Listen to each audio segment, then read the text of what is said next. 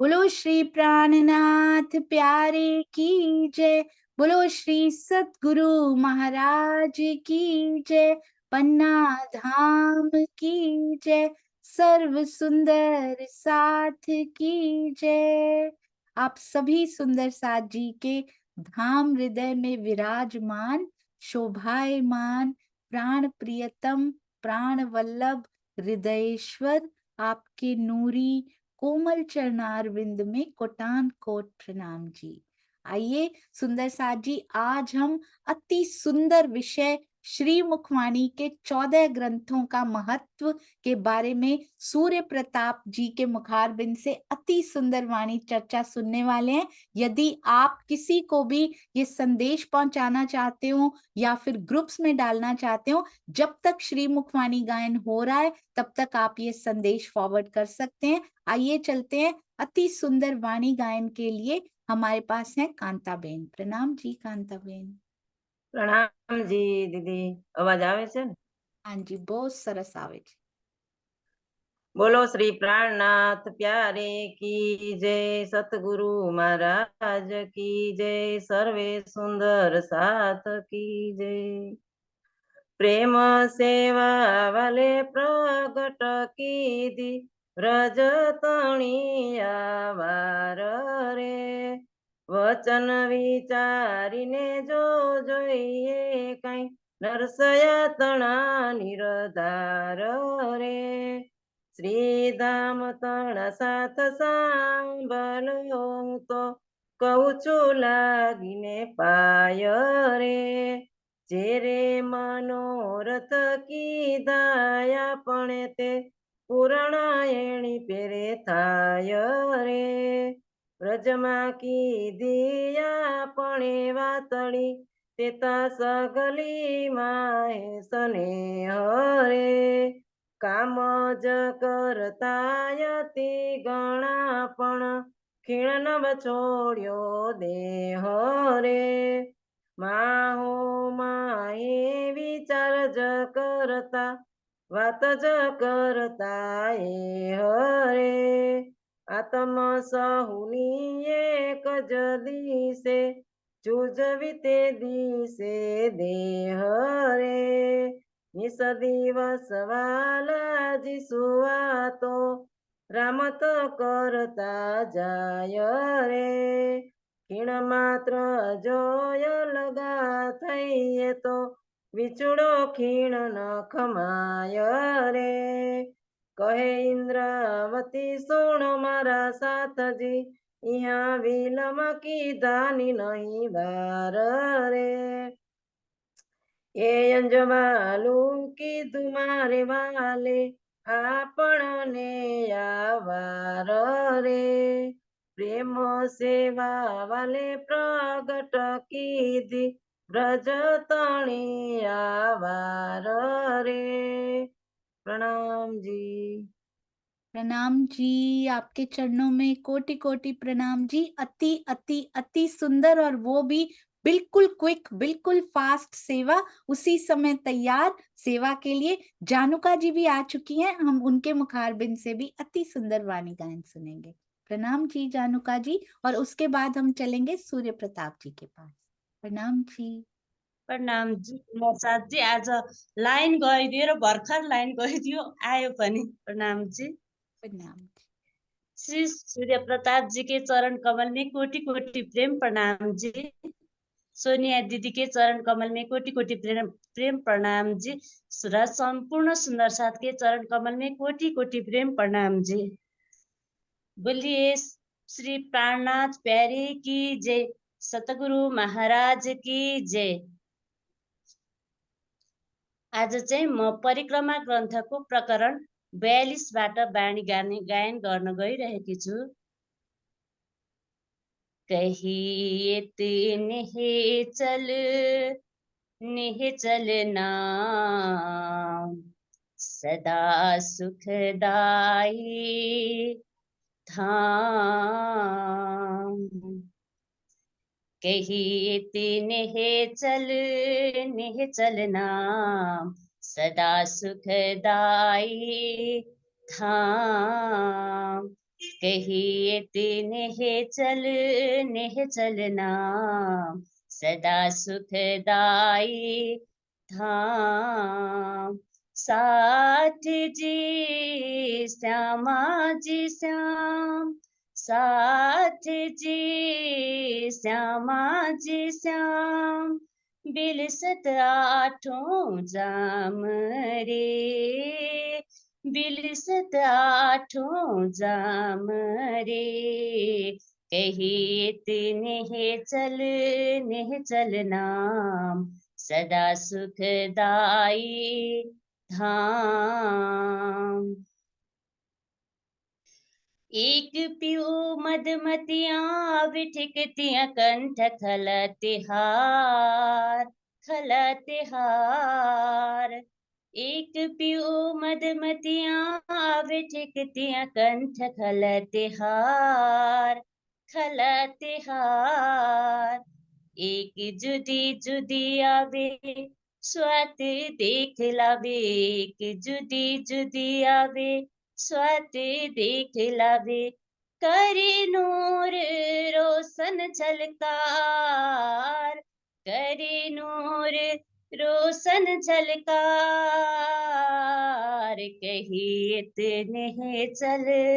नेह चलना सदा सुखदाई धाम। कहिए नेह चलना सदा सुखदाई धाम। खेलते दिन जाए हंसी न समाए प्रेम पिए, पिए संग लाल। खेलते दिन जाए हंसी न समाए प्रेम पिए, पिए संग लाल। एक ठीक देतियाँ रेती में गड़तियाँ, एक ठीक देतियाँ रेती में गड़तियाँ। खेल होत होत कमाल, खेल होत होत कमाल। कहिए नेह चलना सदा सुखदाई धाम। कहिए नेह चलना सदा सुखदाई धाम।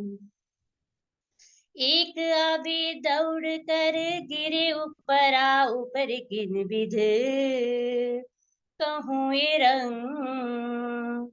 एक आवे दौड़ कर गिरे ऊपरा ऊपर किन विध कहूँ ये रंग।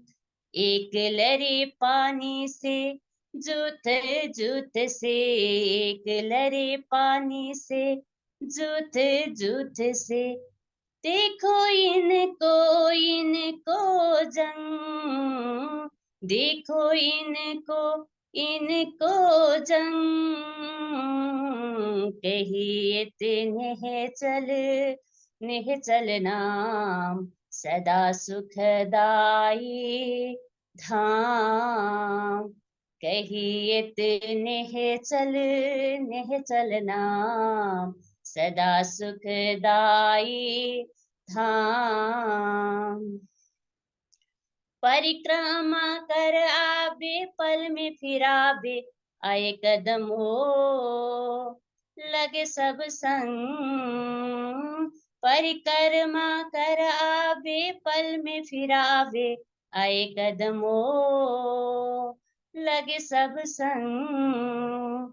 कहे श्री महामती सब रंग रेती, कहे श्री महामती सब रंग रेती।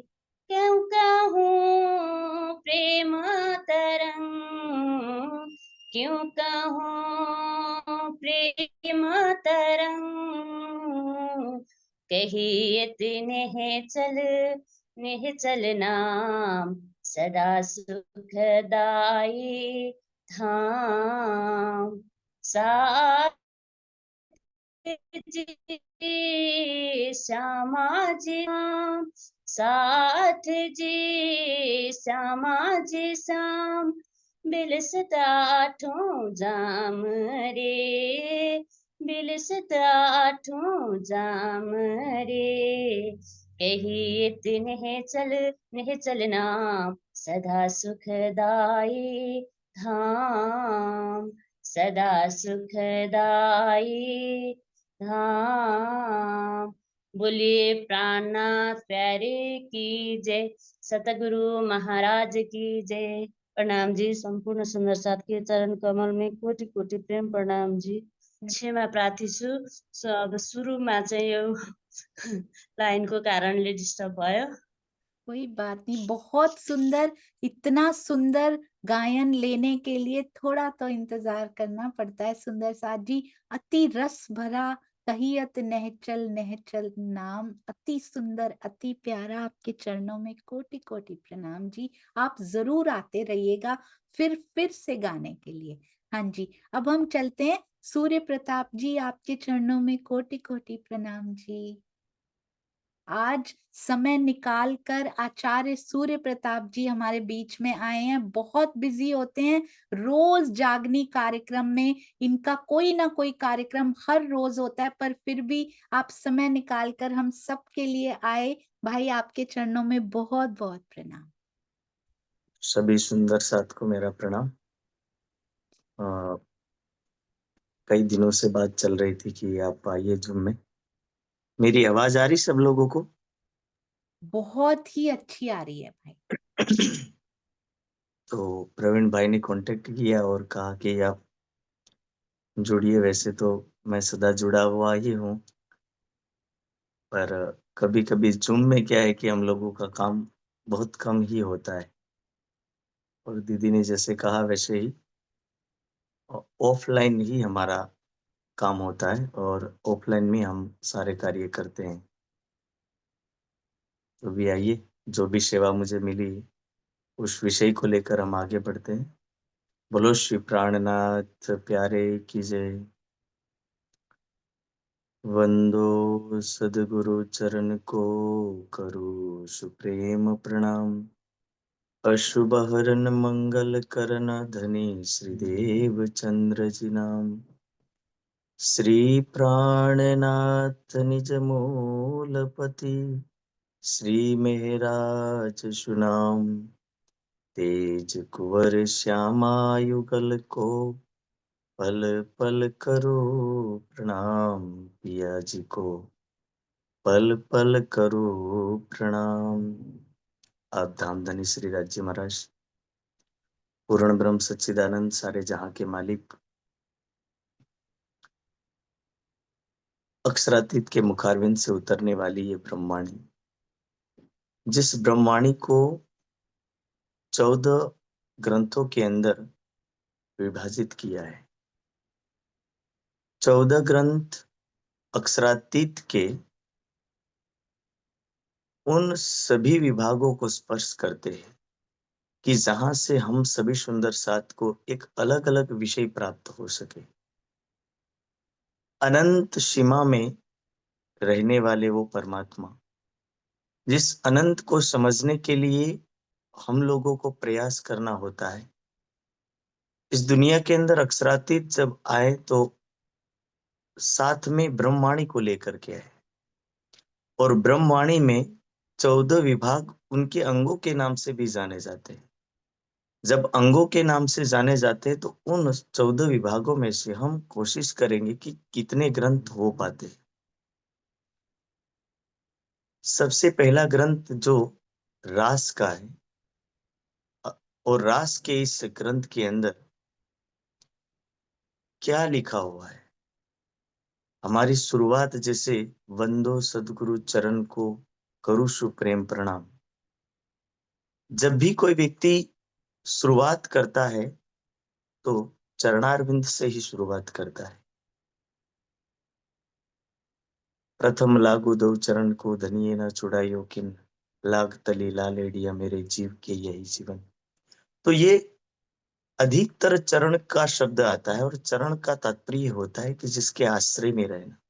कई बार मैं उनके चरणों में रह रही हूँ या उनके चरणों में हूँ। चरणों का तात्पर्य सानिध्यता, और सानिध्यता का तात्पर्य है कि जहां से पूर्ण रूप से आश्रय मिलता हो। जब पूर्ण रूप से आश्रय मिल रहा हो तो उनके ही आश्रय में अपना जीवन चल रहा हो। जैसे एक बात कही जाती है कि जब गिद्ध प्रहार करता है किसी मुर्गी के बच्चों पर, तो जो बच्चे मुर्गी के आसपास घूमते हैं तो उन बच्चों को मुर्गी अपने ही पंख के अंदर, अपने ही बाहों में समेट लेती है, और जो बच्चे छूट जाते हैं उन बच्चों को गिद्ध उठा करके ले जाता है, क्योंकि उसकी बहुत तेज और पैनी नजर होती है। इसी प्रकार करी कि जब अक्षरातीत के सानिध्य में जो व्यक्ति रह रहा है, अक्षरातीत के चरणों में रह रहा है, ऐसे व्यक्ति को दुनिया में कभी कोई नुकसान नहीं हो सकता, कोई उसका बुरा नहीं कर सकता।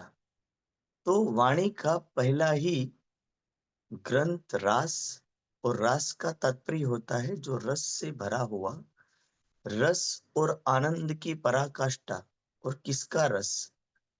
तो परमात्मा का जो हृदय रूपी रस हो, वो हृदय रूपी रस जिस समय प्रेम के रूप में जब समाज के सामने या आत्माओं के सामने आता है, तो हृदय रूपी रस को जब हम ग्रहण करते हैं तो उस रस रूपी अनंत सुख को या अनंत आनंद को रास कहा जाता है।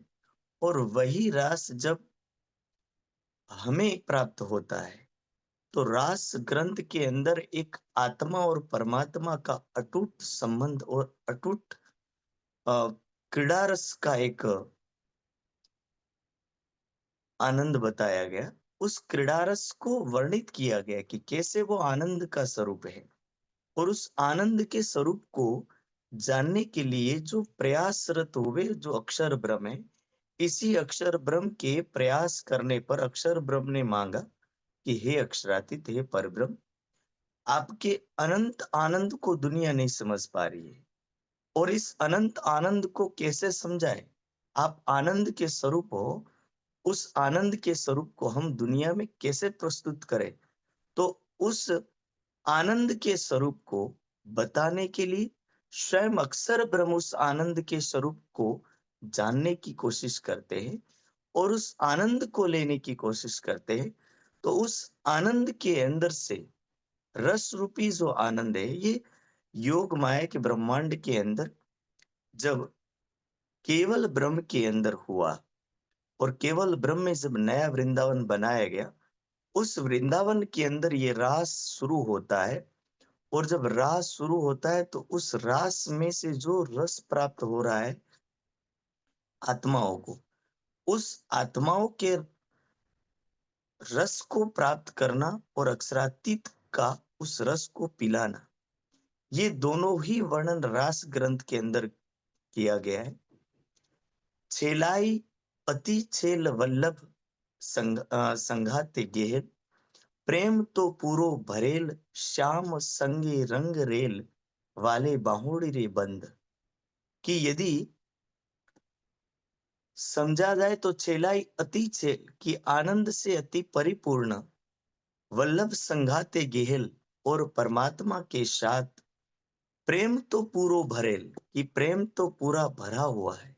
इसीलिए अक्षरातीत को कई बार कहा जाता है रसो वैश्य, कि वो रस का सागर है। और रस के सागर को इस दुनिया के अंदर जब कहा जाता है कि वो रस का सागर जब किसी के हृदय में आ जाता है या उसके चरण किसी के हृदय में आ जाते हैं, से वेद कहता है अग्ने आ या ही वीतये, कि हे नाथ, हे ईश्वर, हे परमात्मा, हे अग्निस्वरूप परमात्मा, तू हमारे हृदय स्थल में आ जा, हमारे हृदय में आ जा। जब अक्षरातीत अपने हृदय में आते हैं तो उस समय हमारा हृदय उस प्रेम से परिपूर्ण हो जाता है।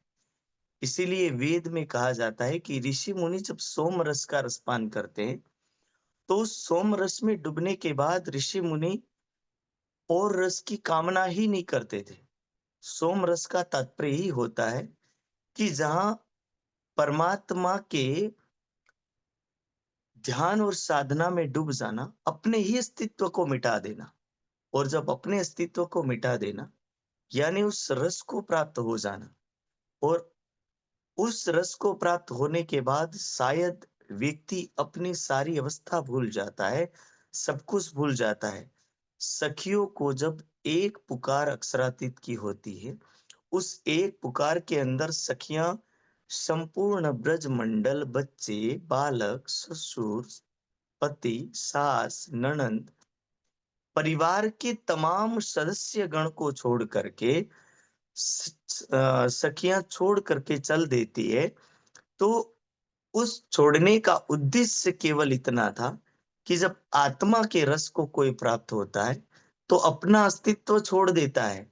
जो सखियां श्री कृष्ण जी को ये कह रही है कि हम कुल वधु ना रहे, हम अपने सास ससुर और मर्यादा में जीने वाली सखियां हैं, सास ससुर को कैसे छोड़ सकती है, पति को कैसे छोड़ सकती, वही सखियां जब अक्षरातीत के प्रेम में डूबती है तो उसको ये पता नहीं होता कि मर्यादा किसे कहते हैं। उसे ये पता नहीं है कि नारी किसे कहते हैं, शरीर किसे कहते हैं। इन सभी अवस्था को सखियां भूल जाती हैं और वो अवस्था आती है कि जिस अवस्था में केवल परमात्मा ही नजर हो आता है। उन सभी अवस्थाओं को भूल करके सखियां केवल परमात्मा के ही चिंतन में डूबती है। जैसे मीरा कहती है, ना मैं जानू आरती वंदन, ना पूजा की रीत, कि मैं ना आरती वंदन कर सकती हूँ और ना ही पूजा की रीत को जानती हूँ। क्यों? क्योंकि मीरा की वो अवस्था है जैसे पानी के अंदर चीनी के मिल जाने के बाद चीनी का स्वरूप ही विलीन हो जाता है। इसी तरह जब एक अवस्था आती है, उस अवस्था में ब्रह्मविदो ब्रह्म एव भवति, की परमात्मा में डूबने के बाद उसके गुणों को धारण कर जाना और उस अवस्था में डूब जाना। और वही जब ब्रह्मविदो ब्रह्म एव भवति, कि ब्रह्म का चिंतन करने वाला, ब्रह्म का ध्यान साधना करने वाला व्यक्ति उसमें डूब जाता है। तो इसीलिए जब रास के अंदर जब हम डूब रहे तो उस रास के रस को प्राप्त कैसे किया जा रहा। तो रास की एक चौपाई कहती है, रास रमवाने वाले जी हमारे आज किदो उचरंग, निर्णय जोइए नेह उपजावे, वारी जाऊं मुखार निविंद। कि जब अक्षरातीत के मुखारविंद से और उनके नेत्रों के द्वारा जब रस प्राप्त हो रहा और उस रस को सखियां नेत्रों से नेत्र मिला करके उस रस को ले रही है, ग्रहण कर रही, स्वीकार कर रही है, तो उस आनंद के डूबे हुए ग्रंथ को रास कहा जाता है। और रास यानी चरण, चरण यानी कि समझ लीजिए कि संपूर्ण आधारशिला का एक ऐसा अंग, जैसे कहा जाता है ना कि पैर संपूर्ण शरीर की आधारशिला है, वो संपूर्ण भार का वहन करता है। इसी तरह रास चरण कहा गया है, और चरण का तात्पर्य ही होता है कि जब सभी भारों को वहन करने वाला।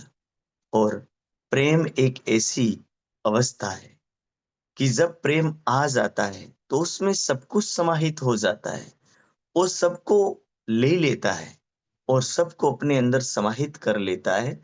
इसी प्रकार चरण जब सभी अंगों को अपने ऊपर ले लेता है तो किसी और अंग को बोझ नहीं जाता। इसलिए रास यानी रस, रस यानी प्रेम रूपी रस को लेना और इश्क रूपी रस को लेना।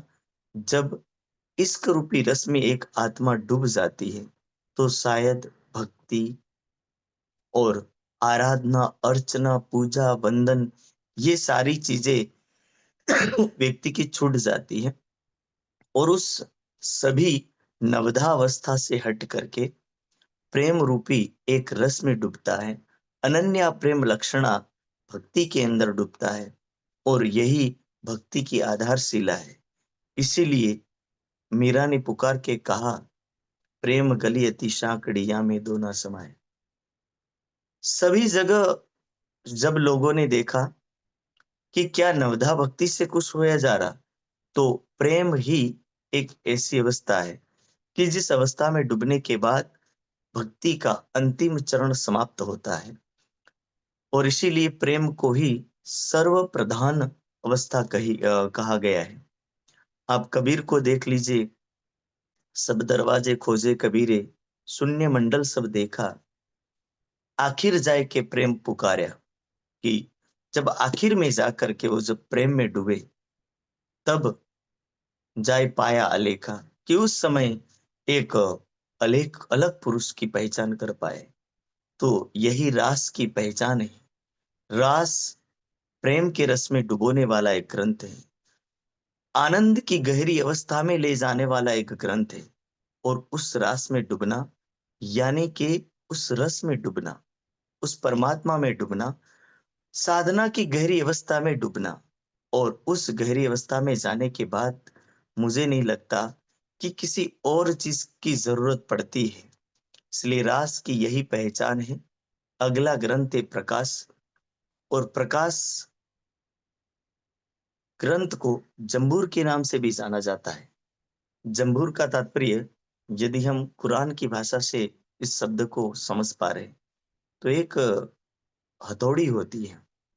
उस हथौड़ी को हम, इस तरह की हथौड़ी होती है जिसका तात्पर्य होता है कि वो किल्ली किसी भी लकड़ी में फंसी हो, उस किल्ली को निकालने में वो बहुत ही सरलता पूर्वक निकाल देती है।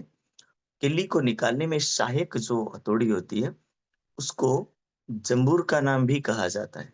और इसी तरह प्रकाश पिंडुरिया है। पिंडुरिया का तात्पर्य जो अपनी पैरों की जो पिंडलियां हैं, कहा जाता है कि जब पिंडलियां ही चरण के बाद मुख्य आधारशिला है, और पिंडलियों में यदि दर्द होने लगे तो चलता व्यक्ति भी बैठ जाता है, और यदि उसका दर्द बढ़ जाए तो कैसे भी अवस्था के अंदर व्यक्ति रात्रि में नींद को भी प्राप्त नहीं हो पाता है। तो यही पिंडलियां हैं जो हमारे सभी तंत्र से जुड़ी हुई, नस, सभी अंगों से जुड़ी हुई है। तो प्रकाश एक ऐसा ग्रंथ है जो ज्ञान के माध्यम से हृदय के अंदर उजाला करता है। और इस उजाले को जब व्यक्ति समझ पाता है कि क्या है आखिर उजाला, जैसे उपनिषद कहता है, तमसो मां ज्योतिर्गमय, कि हे मानव, तू अंधकार से प्रकाश की ओर चल। और जैसे वेद कहता है, आदित्य वर्ण तमसा परस्तात्, कि तमस अंधकार से परे हट करके हे मानव, तो आदित्य वर्ण प्रकाश की ओर चल, यानी परमात्मा की ओर चल। तो ये जहां जहां जब जब प्रकाश की बात आई, तो प्रकाश का तात्पर्य ही होता है कि उजाला, उजाला का तात्पर्य है ज्ञान का उदय होना। जैसे अधिकतर भजनों में या किसी कवि ने कहा, उठ जाग मुसाफिर भोर भयो, रे न जात क्यों सोवत है, कि उठ हे मानव, भोर हो गया। भोर होना यानी प्रकाश हो जाना, और प्रकाश हो जाना यानी कि उजाला होना, अज्ञानता का हट जाना। और अज्ञानता का हटना ही मानव के लिए एक सबसे बड़ा उजाला है। और इसी बात को लेकर उपनिषद सुंदर शब्दों में कहता है, उत्तिष्ठ प्राप्य वरान निबोधत, कि हे मानव उठ, जाग, और वरान निबोधत, कि उस प्रभात को प्राप्त हो। क्यों प्रभात को प्राप्त हो? क्योंकि ये ब्रह्म मुहूर्त है, और ब्रह्म मुहूर्त है यानी ब्रह्म की अवस्था में डूबने का टाइम है। रास ग्रंथ प्रेम को के अंदर डुबाता है, और प्रकाश ग्रंथ खुद की पहचान करवाता है, जीव की पहचान करवाता है, जीव को अक्षरातीत की पहचान देता है। पर ब्रह्म की पहचान का ग्रंथ ही प्रकाश है। और इसी प्रकाश ग्रंथ के अंदर जब एक परमात्मा की पहचान करवाने के लिए इंद्रावती की आत्म उसके गुणों का वर्णन करती है, अनेक गुणों के वर्णन को वर्णन करके बताती है, और अपने ही जीव को संबोधित करके कहती है कि जीव, कहाँ तू इस माया मंडल में फंसा है। अक्षरातीत पुकार करके इस वाणी के माध्यम से कहते, प्रकाश की वाणी के माध्यम से कहते, बेहद के साथी सुनो बोली बेहद बानी, बड़े बड़े रे हो गए पर काहू ना जाने, के हे सुंदर सा, ब्रह्मवाणी इस दुनिया के अंदर आई और उस वाणी को केवल बेहद के साथी ही समझ सकते। बेहद के साथी यानी आत्मा यही समझ सकती है। कैसे आत्मा ये समझेगी? कि जिस आत्मा के अंदर अक्षरातीत ने ज्ञान के दीपक को प्रज्वलित किया हो। जैसे बीतक के अंदर आपने देखा, चिंतामणि जी के घर जब श्री जी साहब जाते हैं और वहां जाकर के उसके हृदय के अंदर ज्ञान के दीपक को जलाते हैं, जब उसके हृदय के अंदर ज्ञान का दीपक जल चुका होता है, वही चिंतामणि जी ढूंढते ढूंढते कल्लू मिश्र जी के यहाँ, फिर वहां से नाथा जोशी के यहाँ, भूल जाते हैं कि वो एक मठाधीश थे, एक महंत थे। उस सारी अवस्था को छोड़ करके, मठाधीश महंत की पदवी को छोड़ करके ज्ञान के दीपक के पीछे पड़ते हैं। और ज्ञान के दीपक के पीछे लगने वाला व्यक्ति जब ये बात सुनता है, सुनो रे सत के बंजारे एक बात कहूं समझाए, उस प्रकरण की गहराई अवस्था में जाता है और वहां पाता है कि वहां लिखा है, एक आग छोटी बुझाई त्यों दूजी मोटी क्यों लगाई। उस ज्ञान के मार्ग को समझ पाते हैं और उस ज्ञान के मार्ग को समझ पाने के बाद वही चिंतामणि जी महाराज अहम की ग्रंथि को छोड़ करके, अहम को छोड़ करके केवल एक परमात्मा को पहचान करके, तब अपने हृदय में परमात्मा को बिठा करके कहते हैं कि मैं इस अक्षरातीत को जान गया हूं, मेरी अहम की ग्रंथि को छोड़ चुका हूं और मेरे हृदय में परमात्मा का वास हो। इसीलिए वहां पर तारतम ग्रहण करते हैं और तारतम ग्रहण करके संपूर्ण समाज को ये दर्शाते हैं कि ज्ञान की एक बूंद युगों से चले आ रहे इस हृदय, जीव रूपी हृदय के अंदर जब वो पड़ जाती है, तो ये ज्ञान का प्रकाश हर मानव के अंदर प्रकाश करता है। जब बुद्ध ने अंगुलीमाल को एक ही लाइन में ज्ञान का प्रकाश किया, तो अंगुलीमाल डाकू से एक सज्जन बन गया।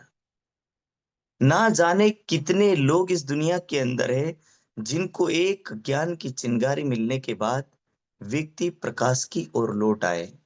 और यही प्रकाश ब्रह्मवाणी के प्रकाश रूपी ग्रंथ, जो आत्मा माया रूपी फंदे में पड़ी, जो आत्मा माया के अंदर डूबी, उन सभी आत्माओं को निकालने का जो ग्रंथ है, परमात्मा की पहचान को देने वाला जो ग्रंथ है, तो वो है प्रकाश ग्रंथ। और इसी प्रकाश ग्रंथ के माध्यम से एक आत्मा परमात्मा की पहचान करके जब उसके स्वरूप को जान जाती है, तो छोड़ देती है उन सारी अवस्थाओं को, छोड़ देती है उन माया के फंदों को और परमात्मा को अपने हृदय में उतार लेती है। प्रकाश की वाणी कहती है, ए रस तारतम तणो चढ़ी जहेर उतारे, निर्विखी काया करे जीव जागे करारे। कि इस दुनिया रूपी माया के अंदर जो षड तत्व रूपी जहर है, वो षड तत्व रूपी जहर जब हमारे हृदय में पड़ा हो, उस हृदय रूपी जहर को निकाल करके ज्ञान के अंदर अमृत का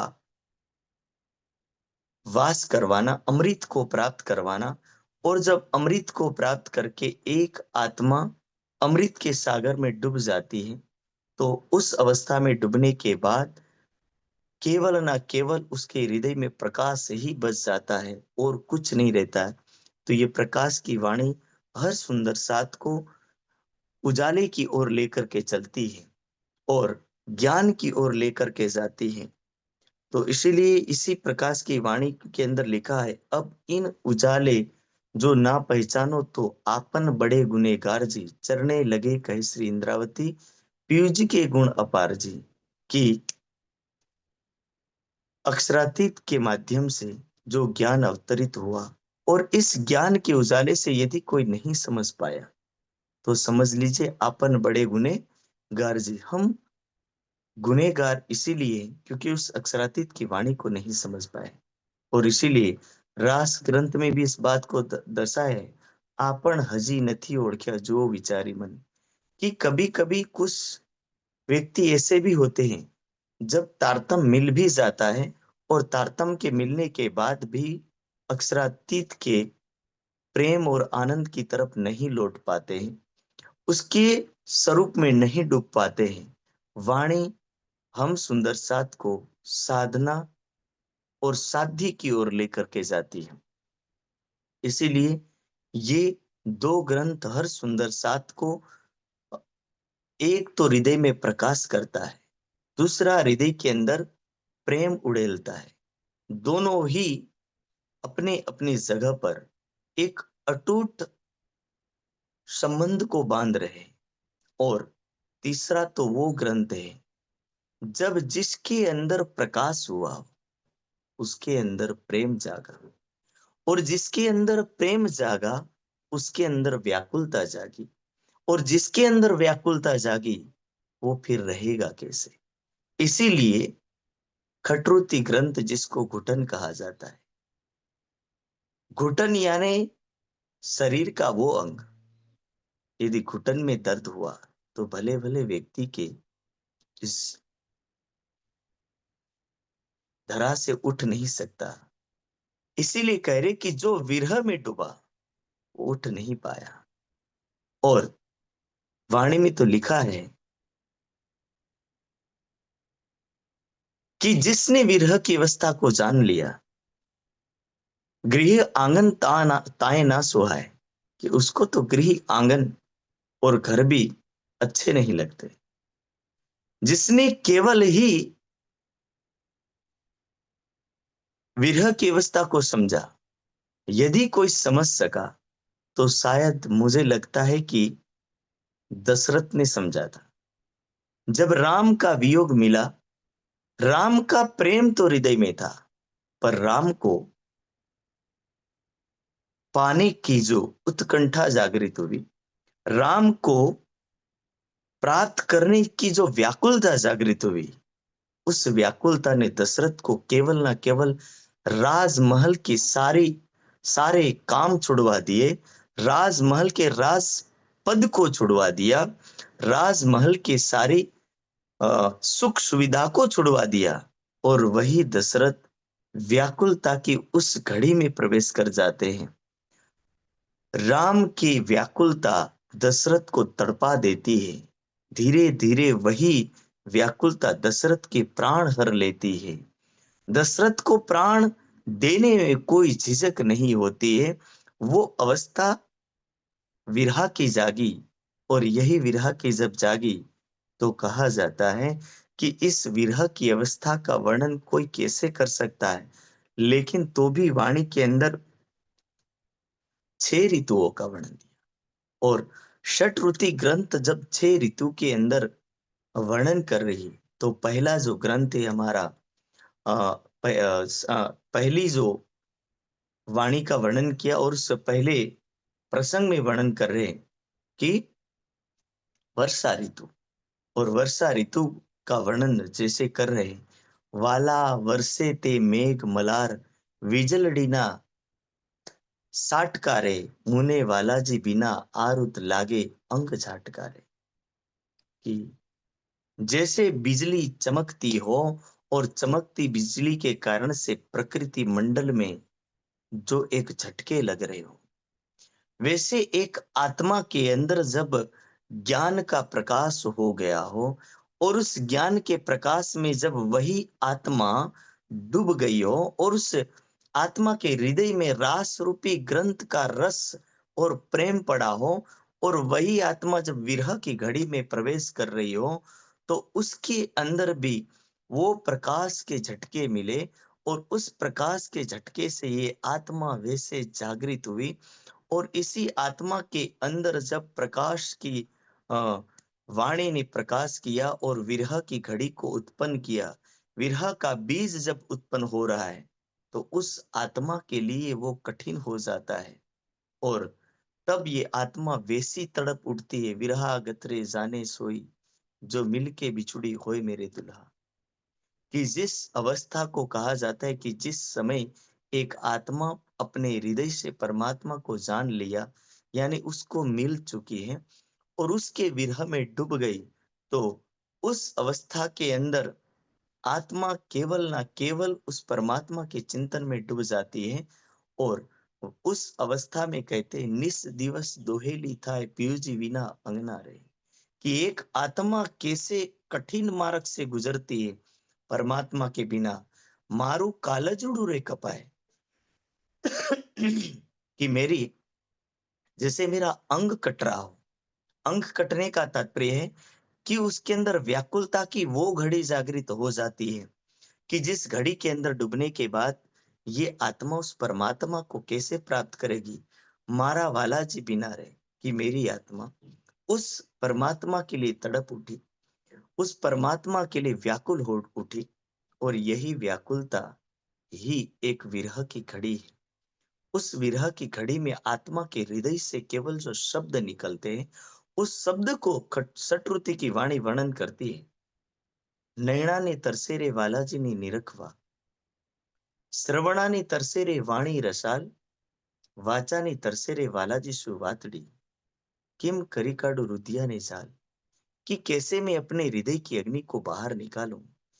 मेरे नयन, मेरे श्रवण और मेरी जिह्वा, मेरा मुखारविंद, ये तीनों ही परमात्मा को प्राप्त करने के लिए तरस रहे। और तरसना ही विरह की वो घड़ी है। उस विरह की घड़ी का यहाँ वर्णन किया है षट ऋतु के अंदर।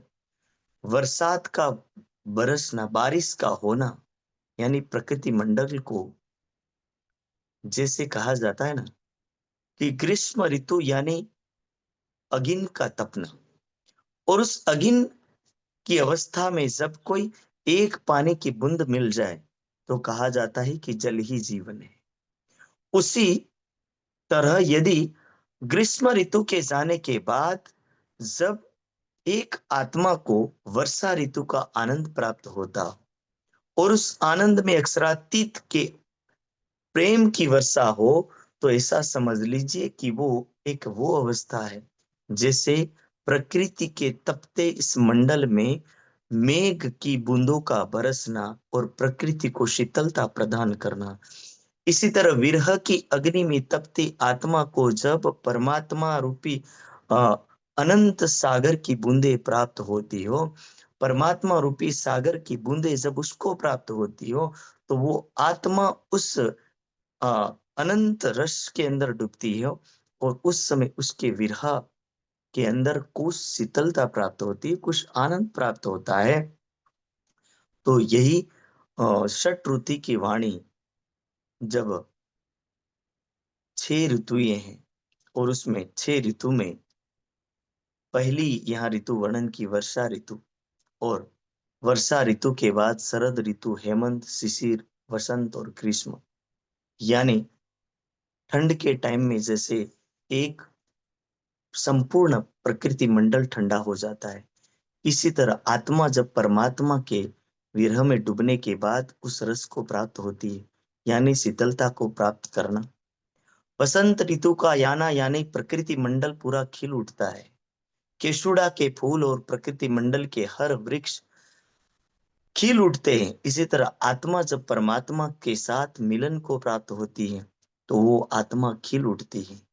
इसी तरह ये 6 ऋतु की घड़ियां हैं, और इस 6 ऋतु में हमारी आत्मा कैसे उस परमात्मा को प्राप्त करती है, तो यही है षट ऋतु यानी 6 ऋतु रूपी ग्रंथ और विरह का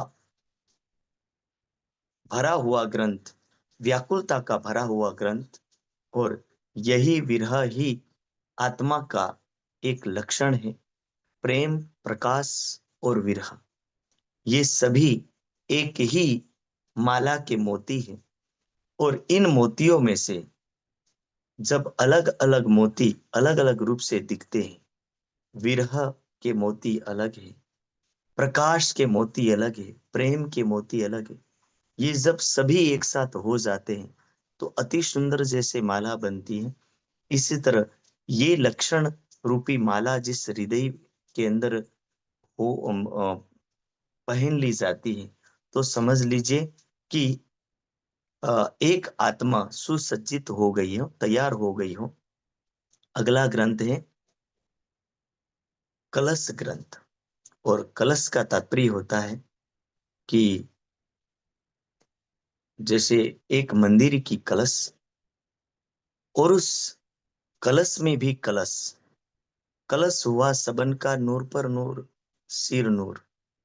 कहने का तात्पर्य है कि कलश जैसे मंदिर के सर्वोच्च उच्च स्थान पर रहती है, इसी तरह ये ग्रंथ भी स- रास, प्रकाश और खटरुति के ऊपर रखा गया।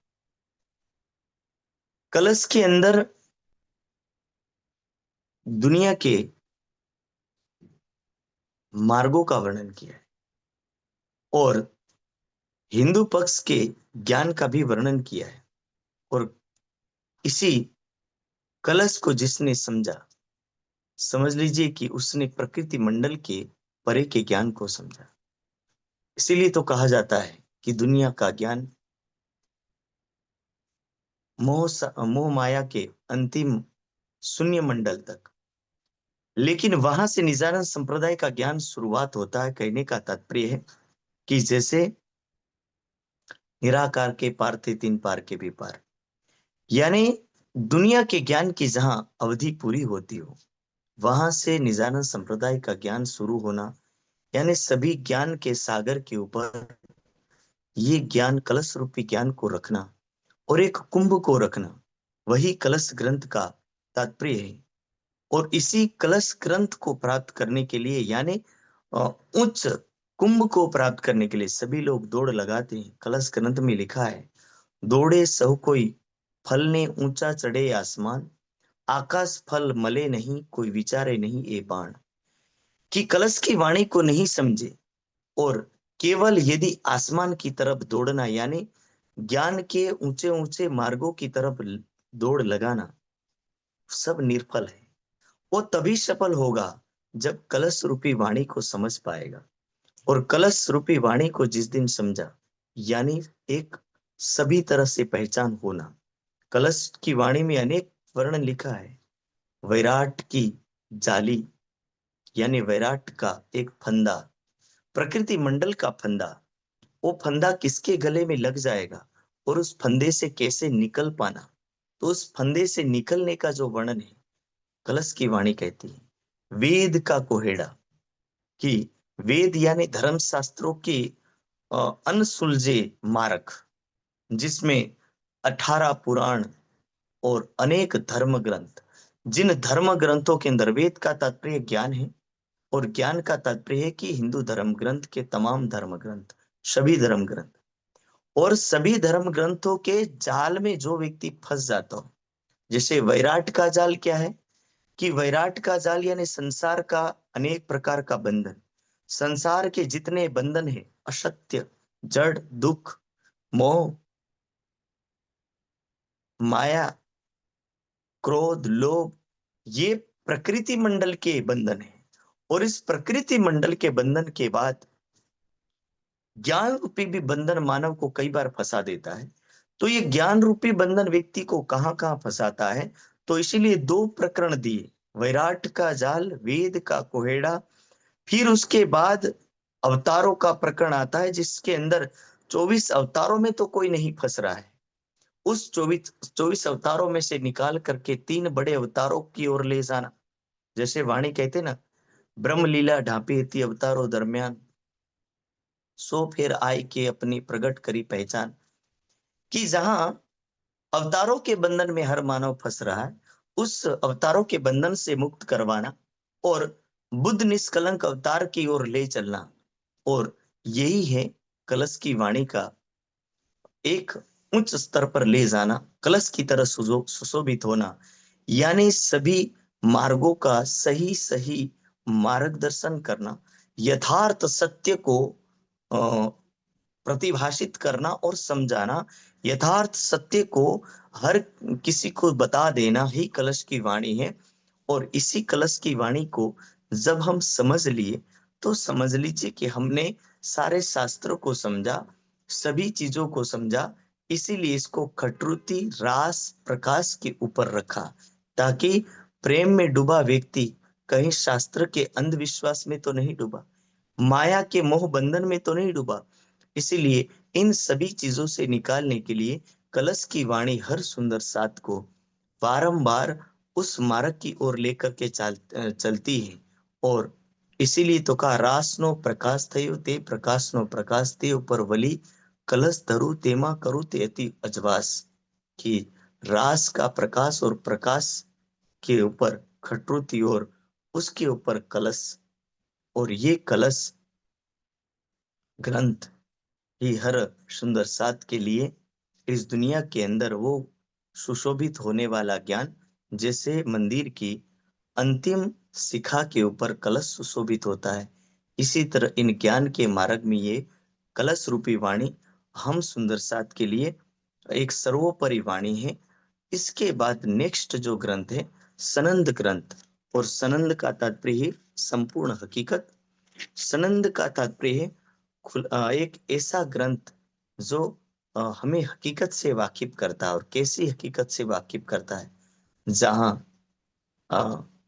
खुदा और ईश्वर के नाम से दुनिया परेशान है वर्तमान टाइम के अंदर, जहां कुरान के नाम से लोग परेशान हैं, और इसीलिए वेद और कतीब का सम्मिश्रण जो कहा जाता है ना, वेद और कतीब यानी दो विचारधाराओं का एक मेल मिलाप,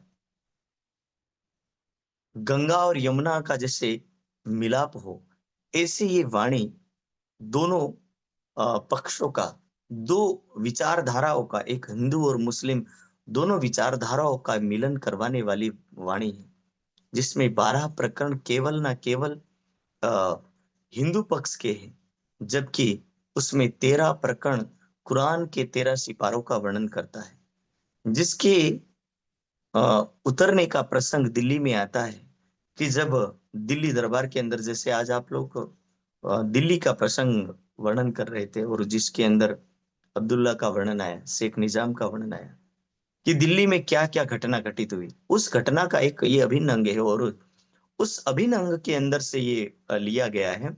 तो जब ये वाणी समझाई जा रही है, उस वाणी के समझाते समझाते मुसलमान भाइयों को कैसे समझाया जाए, और कब श्री जी साहब यहाँ से निकले, तो उस समय लालदास जी और गोवर्धन भाई दोनों कुरान को देख करके आते हैं, और देख करके आने के बाद जब गोवर्धन भाई के अंदर डर बैठ गया, और लालदास जी खुले दिल से कहते हैं कि मैं श्री जी साहब के सामने वो बात अवश्य रखूंगा जिस बात को हमने, या जिस प्रसंग को हमने कुरान के अंदर देखा कि यमुना जी रंग महल जोई, यानी यमुना जी होश कुचर का ताल, वो संपूर्ण परम धाम का वर्णन हमने जो कुरान के अंदर देखा है, उसको हम श्री जी साहब के सामने रखेंगे। और उस समय जो अक्षरातीत के माध्यम से जो इंद्रावती के ऊपर जो लीला घटित होती है, जबराइल का जोश जिस समय अति सुंदर तांडव करता है, जैसे शिव तांडव करने लगे जब अति जरूरत पड़ गई प्रकृति मंडल को, तब इसी प्रकार जबराइल जब अपने पूरे स्वरूप में आकर के तांडव करता है, उस समय की अवस्था, और उस समय श्री जी साहब यहाँ से अनूप सर जाते हो, और उस समय सनंद की वाणी अवतरित होती है। और ये विशेष करके उन सब लोगों के लिए कि जो कुरान की अरबी नहीं समझ सका, जो फारसी नहीं समझ सका, लेकिन हिंदुस्तान की सरल भाषा में राज्य महाराज ने सनंद रूपी ग्रंथ दिया ताकि हम इसको समझ सके। और यही सनंद की पहचान है। सनंद में अनेक प्रकार का वर्णन लिखा है, कहीं दज्जाल के स्वरूप का वर्णन, कहीं दोजक के स्वरूप का वर्णन, तो कहीं अष्टभिस्तों का वर्णन, कहीं विनायक मोहम्मद की पहचान, कहीं विरह का प्रकरण है, तो कहीं और प्रकरण है। अनेक प्रकरण सनंद ग्रंथ के अंदर लिया गया, यानी दो विचारधाराओं की हकीकत को समझाने वाला ग्रंथ जो है वो सनंद ग्रंथ है। और इस सनंद ग्रंथ के बाद जो ग्रंथ है जिसको बोलते हैं किरंतन ग्रंथ, और ये किरंतन ग्रंथ यानी सनंद कमर है। और कमर का तात्पर्य जैसे कहा जाता है ना, यदि किसी को संपूर्ण रूप से बलशाली बनना है तो कमर कस लो। कमर कस लो यानी रेडी हो जाओ। कहां से रेडी होना? यदि किसी के कमर कसना यानी तैयार हो जाना। और सनंद ग्रंथ किसकी तैयारी करवाता है? सनंद ग्रंथ सत्य को जानने के लिए वो कमर कसवाता है कि हिंदू और मुस्लिम दो विचारधारा को छोड़ करके अपनी कमर कसो और एक ब्रह्मवाणी की तरफ आगे बढ़ो, उसको जानने के लिए तैयार करवाता है। इसीलिए कमर कस के रेडी हो जाना, अपनी कमर बांध लेना, ये सारे जो मुहावरे या अलंकारिक जो वर्णन है, ये वर्णन यही कहता है कि अपने आप को एक ऐसी तरह तैयार करना कि आप ना मुसलमान है ना हिंदू है, आप एक आत्मा स्वरूप है।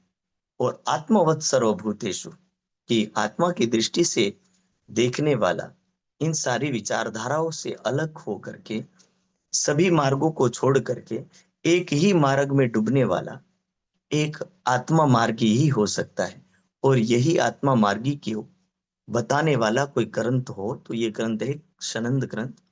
इस सनंद ग्रंथ के बाद किरंतन ग्रंथ, जो जैसे कहा जाता है ना, हाथ सभी अंगों को स्पर्श करता है, सभी अंगों को छूता है, हाथ सभी की हेल्प और मदद में लगा रहता है, हाथ सभी के साथ जुड़ सकता है, सिर को पकड़ना तो भी हाथ पकड़ सकता है, और पैर को पकड़ना तो भी हाथ पकड़ सकता है। इसी तरह किरंतन ग्रंथ के अंदर जो वर्णन किया है वो सभी विषयों को पकड़ा है, सभी विषयों को टच किया है।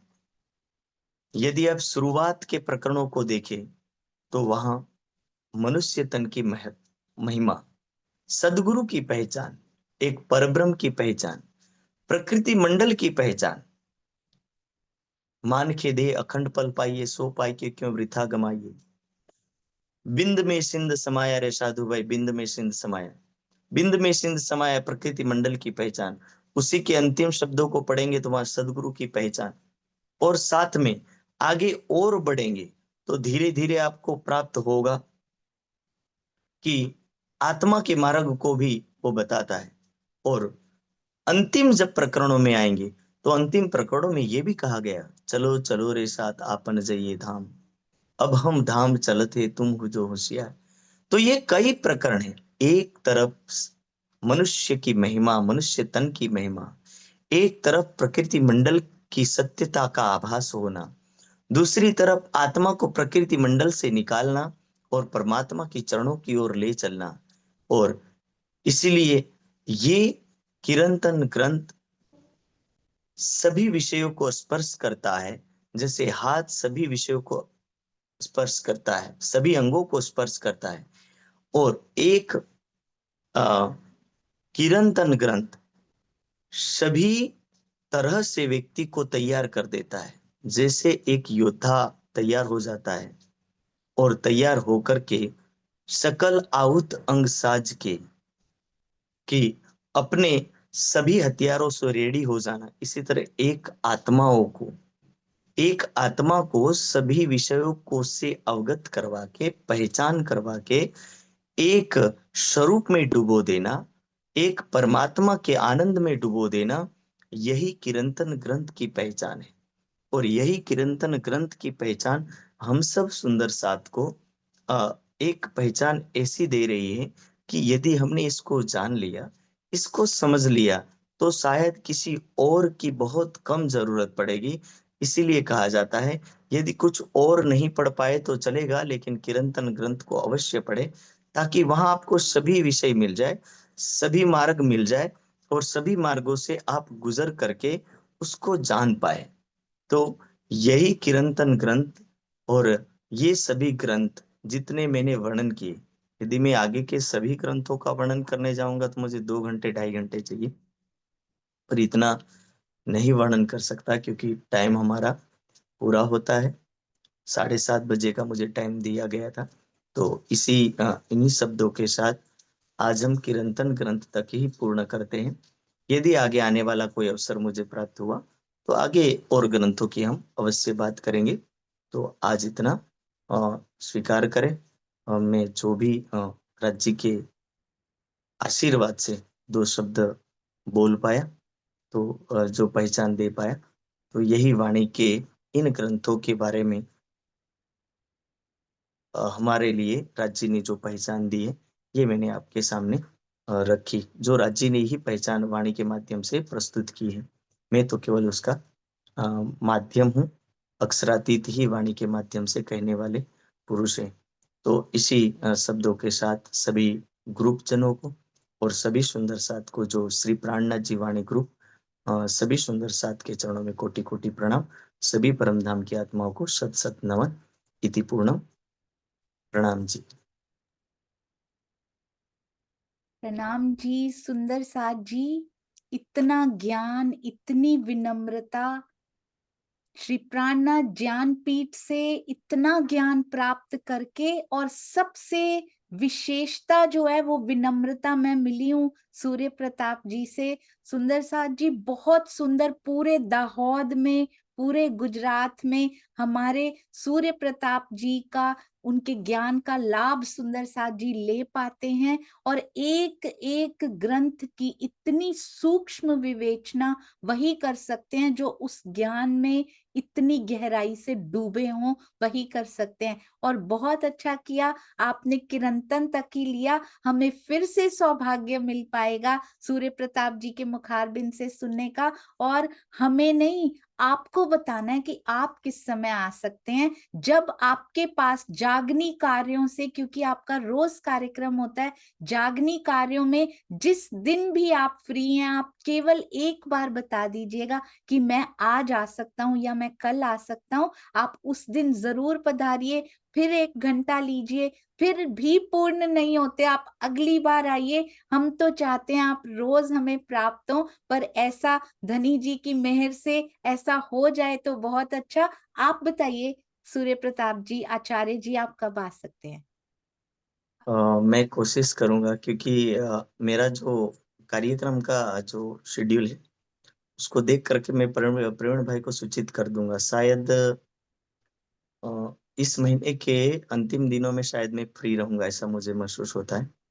क्योंकि अभी तो लगातार कार्यक्रम भी है और बच्चों की क्लासें भी हैं, और अगले महीने में तो मैं पूज्य स्वामी जी के चरणों में कुछ सुख प्राप्त कर पाऊंगा, ऐसा मुझे लगता है, नेपाल के अंदर। तो अगले महीने में तो नहीं हो पाएगा, उसका शेड्यूल दूसरी तारीख से ही पूरा टाइट है। पर इस महीने के लास्ट तक शायद मैं आ पाऊंगा, ऐसा मुझे लगता है। तो जो बच गया है तो हम कर पाएंगे।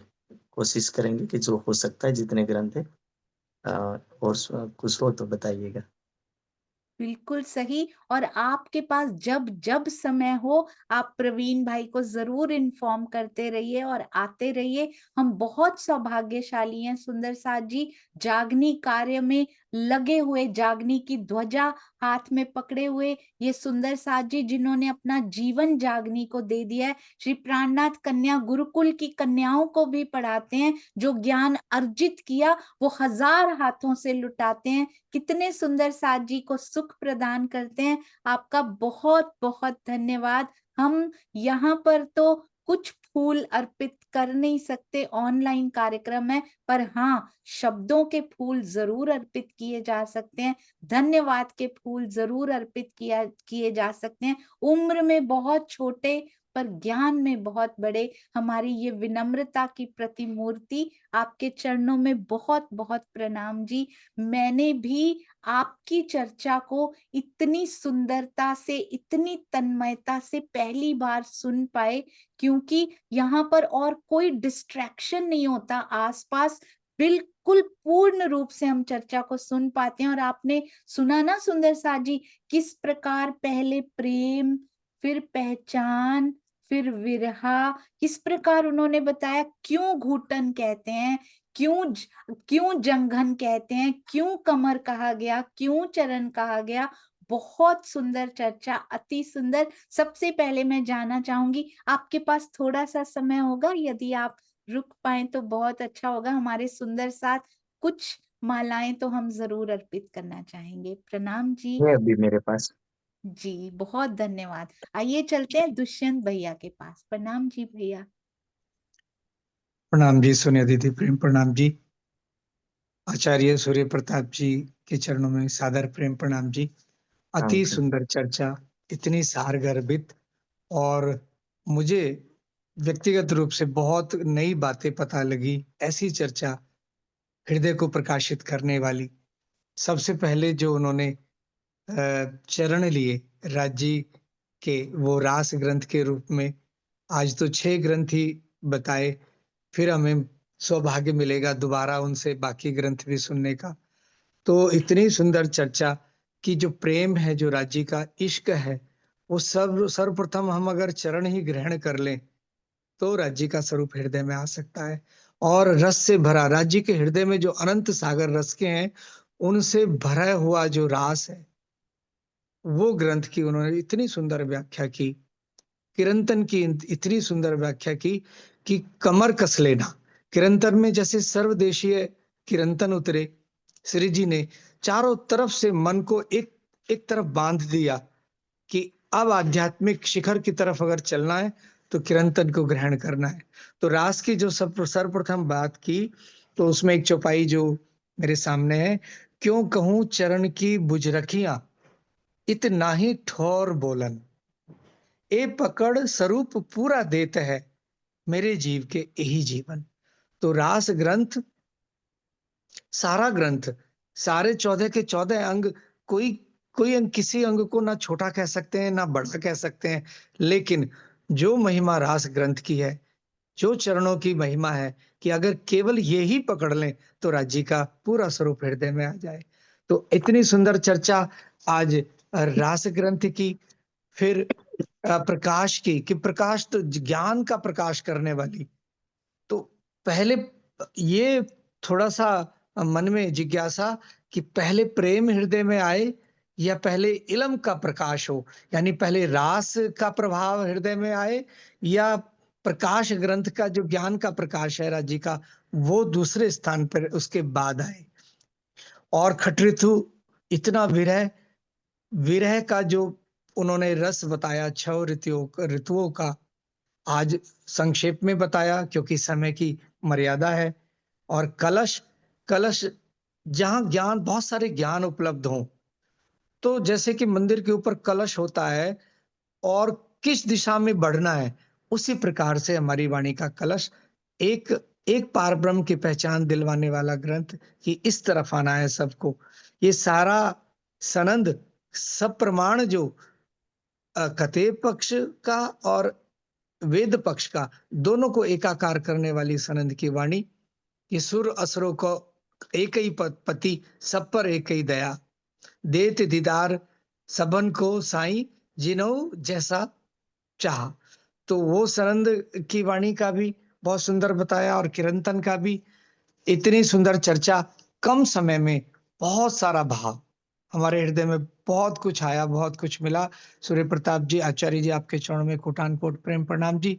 फिर से दर्शन देंगे मुझे आशा है, और बाकी ग्रंथों का लाभ भी हम मिलके उनसे, उनके मुखारबिंद से अवश्य लेंगे। बहुत बहुत सुंदर, आपके चरणों में प्रेम प्रणाम। प्रणाम जी। प्रणाम जी।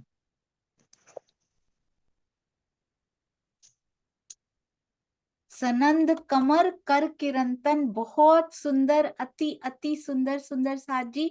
और एक बार में पूरा मत कीजिएगा, आज 6 लिए है ना, अगली बार भी 5 ही लीजिएगा और फिर एक दिन जरूर आइएगा। हमारा लालच तो बढ़ता जा रहा है सुंदर साथ जी, अब सूर्य प्रताप जी के मुख से सुनने का। हाँ जी सुंदर साथ जी, अब हम चलते हैं प्रवीण भाई जी। प्रणाम जी भाई।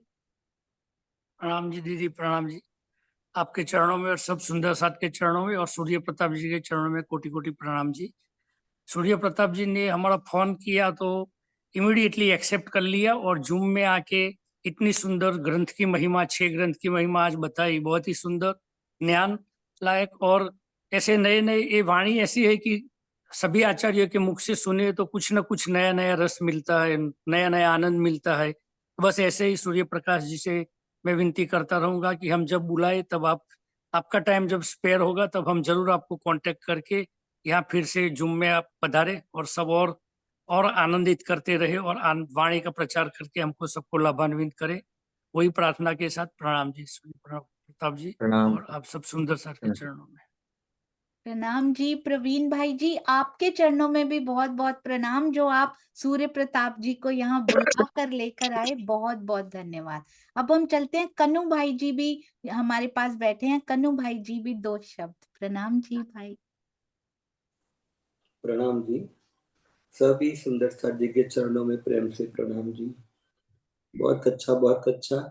बहुत दिनों बाद अभी यहाँ इस कार्यक्रम में बैठने का सौभाग्य तो प्राप्त हुआ है। मैं अभी इंडिया में हूँ और 2 दिन मुझे वहाँ बड़ौदा में रहने का भी सौभाग्य प्राप्त हुआ। तो सूर्य प्रताप जी और सभी वहाँ की बालिकाएं और सभी माणिक भाई जी, कैलाश बहन जी, किरण दीदी जी, अशोक जी, सभी को साथ में रहने का पूरा दिन बहुत आनंद मिला।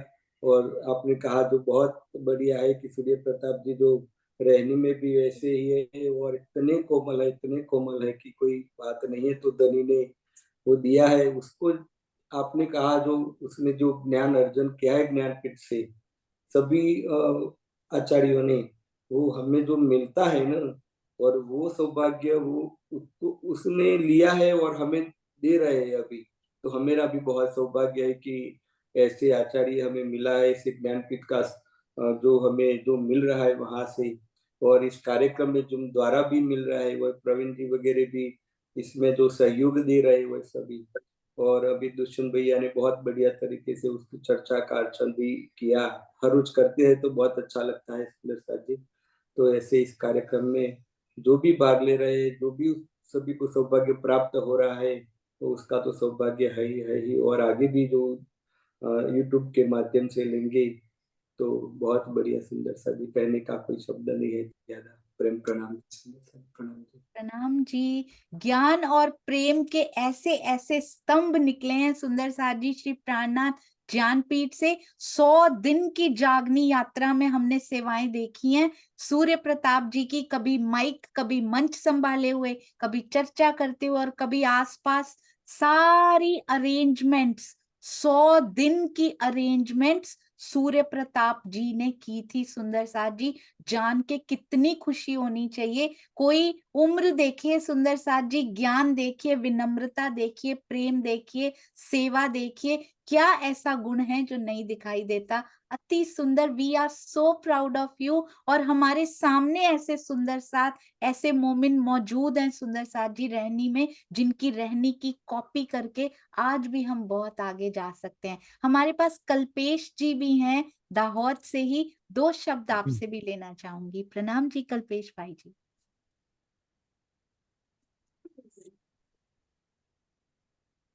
प्रणाम जी सभी सुंदर साथ जी को। प्रणाम जी। श्री प्राणनाथ वाणी के जो विभिन्न ग्रंथों के बारे में पूज्य सूर्य प्रताप जी ने अत्यंत स्पष्ट और सुंदर ढंग से समझाया। उनका समर्पण ज्ञान वाक्य में प्रशंसा योग्य है।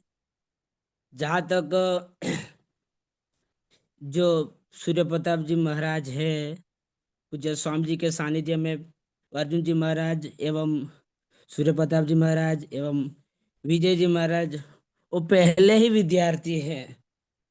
बहुत बहुत बहुत कठिनाइयों का सामना करते हुए आज इतने मतलब तैयार हुए हैं कि प्राणनाथ जी वाणी का जो प्रसार कर रहे हैं, बहुत बहुत महान कार्य कर रहे हैं। मैं दिल से प्रणाम करूंगा पूज्य सूर्य प्रताप जी महाराज जी को। और दूसरी बात ये कि सूर्य प्रताप जी महाराज यहाँ पे प्राणनाथ जी मंदिर में हमेशा कार्यक्रम में, हर पूर्णिमा का कार्यक्रम हर मंथ में होता ही है। हर मंथ में वो पे हाजिर रहते हैं। उनका भी निरंतर प्रयास रहता है कि वाणी का जीवंत बनाए रखने में महत्वपूर्ण सूर्य प्रताप जी महाराज जी का योगदान है। और हम साथ ही में सोनिया दीदी को भी हृदय से प्रणाम करते हैं, प्रवीण भाई को भी प्रणाम करते हैं। बाकी सब सुंदर साथ जुड़े हुए सभी सुंदर साथ को हम दिल से प्रणाम करते हैं। साथ में यह जो सब हो रहा है पूज्य स्वामी जी के पवित्र सानिध्य में ये संभव हुआ है। उनके आशीर्वाद और मार्गदर्शन से ही ये सार्थक किया गया है। हम सभी सुंदर साथ और सत्संग जीवन को वाणी के अमृत में प्रसार डूबकर इसका आनंद ले रहे हैं, उसका भी आभार व्यक्त करते हैं। प्रणाम जी, प्रणाम। प्रणाम जी, बिल्कुल सही। पहला प्रणाम स्वामी जी के चरणों में, आखिरी प्रणाम भी स्वामी जी के चरणों में। उनके सानिध्य, उनके मार्गदर्शन के बिना तो कुछ संभव हो ही नहीं सकता। सुंदर सा जी, अभी अभी जैसे आपने बताया, रास्ते उन्हीं को कठिन मिलते हैं। किसको कठिन मिलते हैं? कहते हैं, तुमने कभी सोचा कि तुम पगडंडियों में क्यों हो? क्यों उसके उबड़ खाबड़ टूटी हुई संकरी गलियों में हो? क्योंकि वो तुम्हें चिकने रास्ते नहीं देना चाहता। वो चाहता है तुम उन पगडंडियों को चिकना करो, क्योंकि उसे जरूरत है इस दुनिया के लिए चिकने रास्तों की। और वो चाहता है, क्योंकि तुम उसके द्वारा बनाई गई आम दुनिया नहीं हो, तुम उसके इंजीनियर हो। तुम प्रेम का नाम यहाँ लेकर आए हो, तुम इसको बदलने के लिए भेजे गए हो। तो इसलिए जो स्ट्रगल्स करते हैं, जो संघर्ष करके निखर के सामने आते हैं ना सुंदर साथ जी, उसके पीछे धनी जी की मास्टर प्लानिंग होती है। उनको खड़ा करना होता है धनी ने। तो अर्जुन जी, सूर्य प्रताप जी, विजय जी और सारे वो सुंदर साथ जी जो इतना ज्ञान फैला रहे हैं, सबके चरणों में कोटान कोट प्रणाम जी। अति सुंदर, ऐसे ही हमें सानिध्य मिलता रहे सबका। आशिमा जी के पास जरूर जाना चाहूंगी। प्रणाम जी आशिमा जी। प्रणाम जी, मेरा सबको प्रणाम जी, और आचार्य जी के चरणों में तो कोटान कोट प्रणाम जी।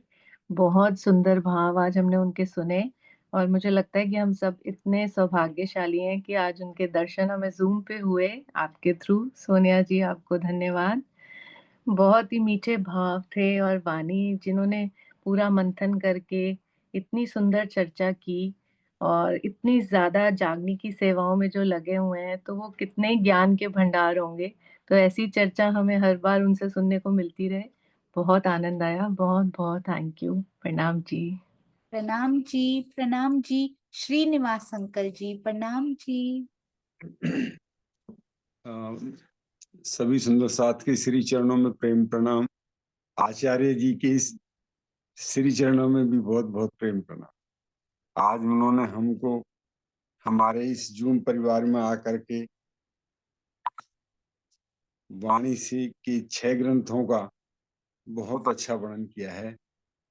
सबसे पहले तो मैं उन 12 मोमनों को आज प्रणाम करूंगा हृदय से, जिन्होंने लाल किले के अंदर प्रवेश करके आज औरंगजेब के पास आखिरकार जो उनका लक्ष्य था वो हासिल कर लिया,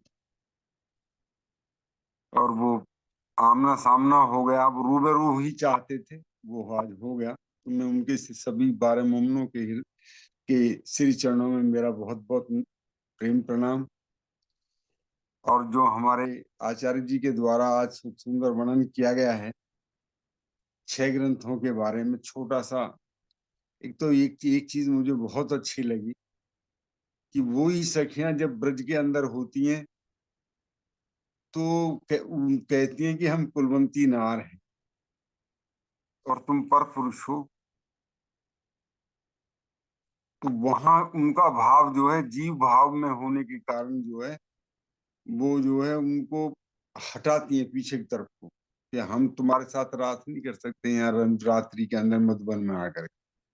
और जब वो ही आत्मिक भाव में प्रवेश करती हैं वो सखियां, तो वो न केवल अपने ही शरीर, उन्होंने अपने पतियों को, अपने बच्चों को, अपने घर गृहस्थियों को, जिनके लिए वो कुलवंती नार बनी हुई थी, तो वो उन सबको परित्याग कर दी। तो आत्मिक भाव कितना सर्वोपरि भाव है। और जब वो रास ग्रंथ में पहुंच जाती हैं तो रास का अर्थ उन्होंने बताया कि रसो सेवे रास, जो रस से परिपूर्ण है वही रास है। ये ग्रंथ जो है चरण कमलों से के समान है, उसका प्रतीक माना गया है। खटरुति विरह की अवस्था है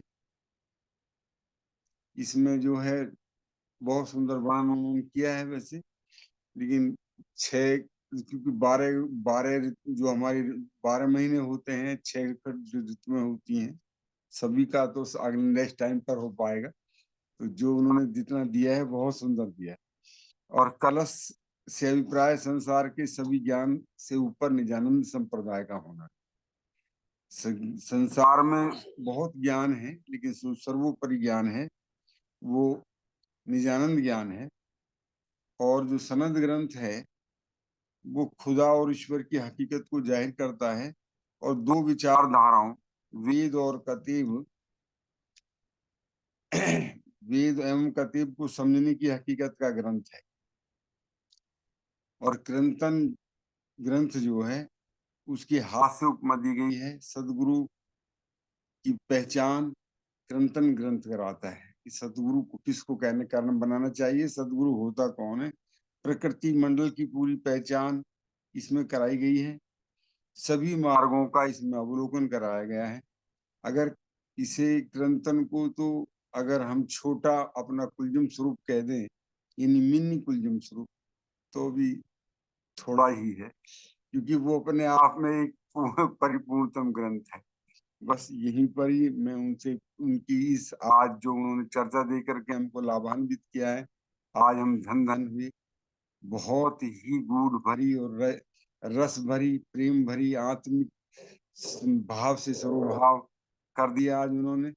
उनके श्री चरणों में बहुत बहुत प्रेम प्रणाम, और एक अनुग्रह करेंगे कि वो आते रहें जब भी उनको समय मिले तो आए, और हम हमारे बीच में हमको इस तरीके से ज्ञान चर्चा देते रहें, लाभान्वित करते रहें। और बहन जी सोनिया जी के श्री चरणों में और पूज्य स्वामी जी के श्री चरणों में मेरा कोट आन कोट प्रेम प्रणाम।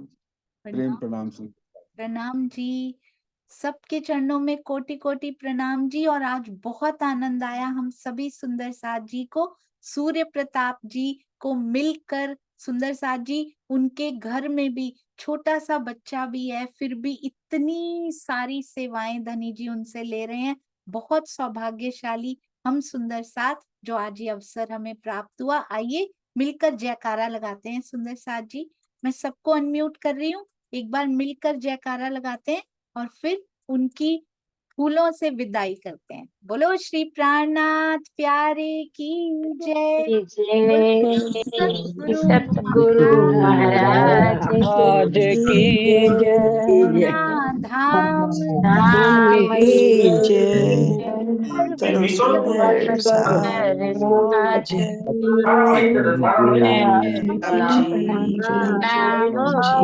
सुंदर साज सुंदर साज